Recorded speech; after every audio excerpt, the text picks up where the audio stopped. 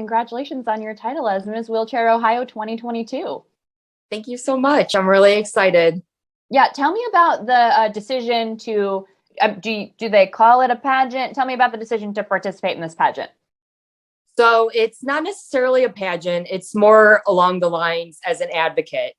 It was a competition. I signed up at the end of last year, and unfortunately there wasn't a lot of girls that wanted to participate, but I guess in the grand scheme of things, I was lucky enough that it was only a couple of us. And so I applied, and on March 12th, I had to go down to Mount Vernon, Ohio, and it was held at their Grand Hotel. And the day consisted basically of 2 12-minute interviews, and then there was workshops from a couple different people that have participated. We had a Miss Kentucky or Miss Wheelchair Kentucky that gave us a workshop, and then a gentleman that his sister was actually the first Miss Wheelchair Ohio. So that was pretty cool. And then at the end of the evening, we had to give speeches in front of an audience of about 50 people. And I'm very anxious, but I held my own. And then we had to do 2 onstage questions. And when the guy read my name, I had a look at him and I was like, you didn't say my name. And he said, yeah, you're Miss Wheelchair Ohio 2022. So here I am now. Yeah, congratulations. What were the questions that they asked you on stage? I wish I could remember the exact, but one was if I didn't have the crown or the title, would I still advocate? And the answer was yes. I have been in a wheelchair for the past 17 years, and I believe truly in advocating for the disabled community. A couple months ago, I have a disability known as Charcot-Marie-Tooth or CMT.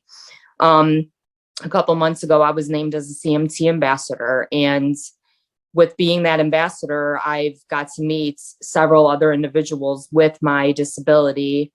And I would continue to advocate. And honestly, the whole reason I went for the title was, instead of me calling someone and saying, my name's Krista Allison, I'm from Berea, now I have a title to go along with it. And I feel like that demands more of a call or an interview to come in and speak to them and tell them about my platform, which is community accessibility. Talk to me a little bit about that. So now that you do have this title and you'll have a little more access or an easier time having those conversations, getting those conversations started, what do you hope to do in the role as Miss Wheelchair Ohio 2022? So my goal in the first week, which was last week, was to put all my plans down and just see where did I want to start. And I live in Berea. So my goal was to reach out to the mayor of Berea first. That is the city I live in.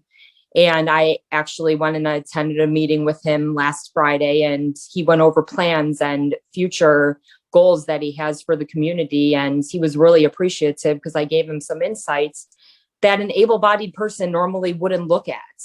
And after that, I reached out on Facebook. Thank goodness for Facebook and Instagram.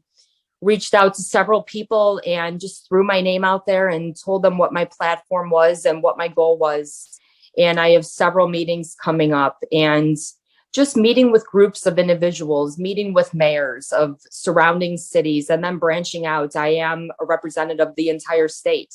So my goal was to start in the surrounding communities and then venture out into Ohio and places that I've never really been to, which is actually pretty cool. 40 years living in Ohio, and I'm going to get to experience something different.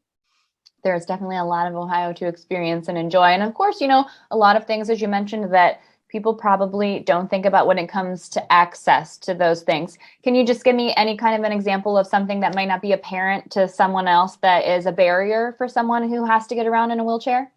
Yes. So people that have to get along or get around in wheelchairs, my speech was all about making plans and going out and basically worrying is, are there going to be enough handicap spots? A lot of places only have a given 2 or 3 handicap spots, and most of the time when I go out, they're gone.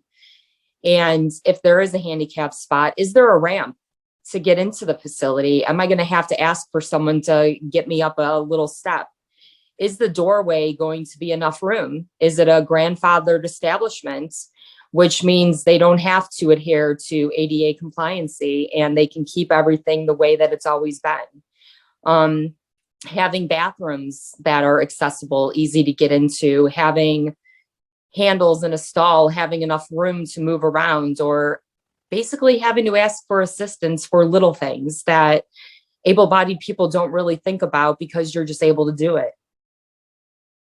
Now, let me ask you this. So now, obviously, those are a lot of things that we don't think about a lot. So you've got this platform now. Obviously, you're starting locally in Berea, which is the place that you know, and then hoping to branch out.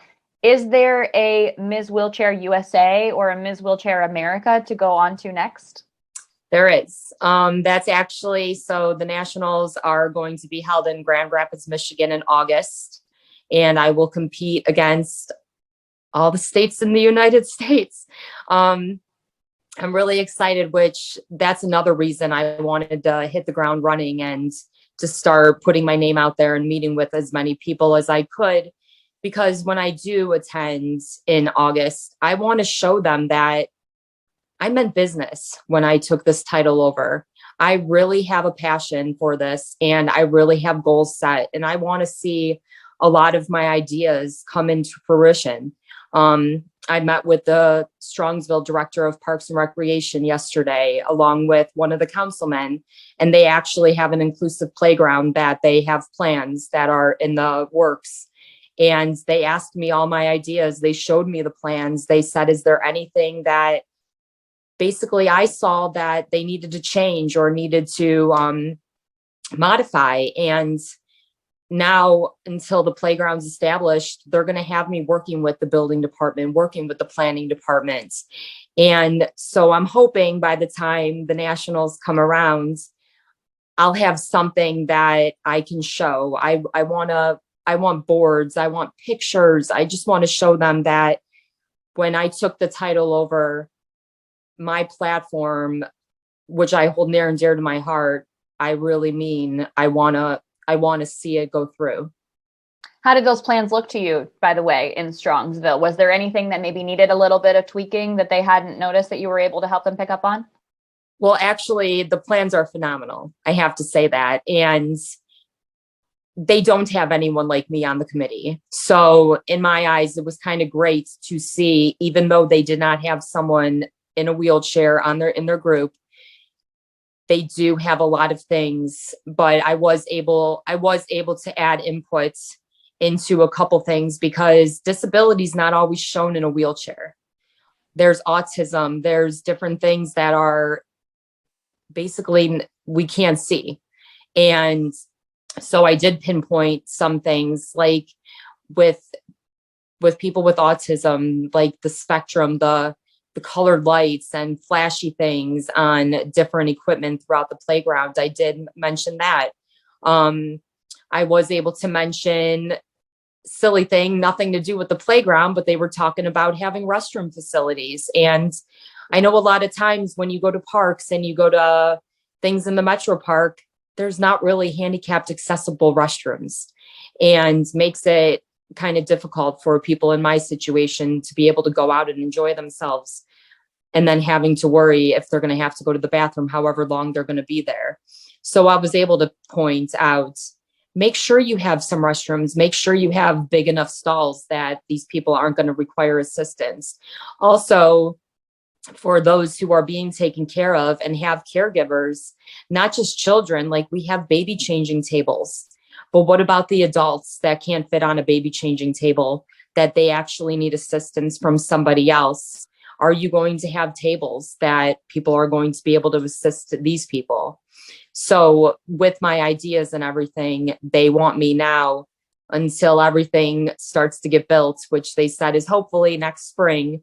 They said they're going to include me in all of their meetings and everything that they have from here on out.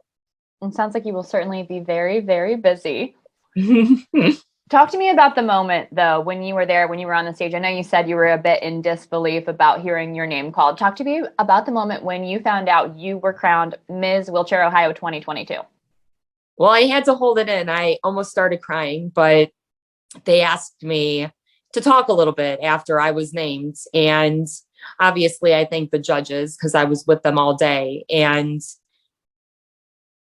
I honestly, anything I've ever gone for, I feel like I've never achieved it. I've always had plans. I've always had things that I've set my mind out to, but I know if you talk to other people in my life, they would totally disagree with what I'm saying at this moment. But in my eyes, I feel like everything I've gone for, I've never really been able to have that voice. And when they named me the title winner, something just set off in my head. And I was like, now I can have my voice and now I can be heard finally. And all these things I've been thinking about for years now can finally be put to fruition. Incredible. Well, sounds like you've got a great plan. We'll be following along. Of course, we want to know how things go in August. That would be a wonderful, wonderful follow-up story. No matter what happens there, just the ability to see the progress that you've made in these couple of months and the things that you do here in Ohio. And we appreciate your time. Thank you for talking with us today on It's All Good News, Krista. And congratulations again, Ms. Wheelchair Ohio. Thank you so much. It was great talking to you as well.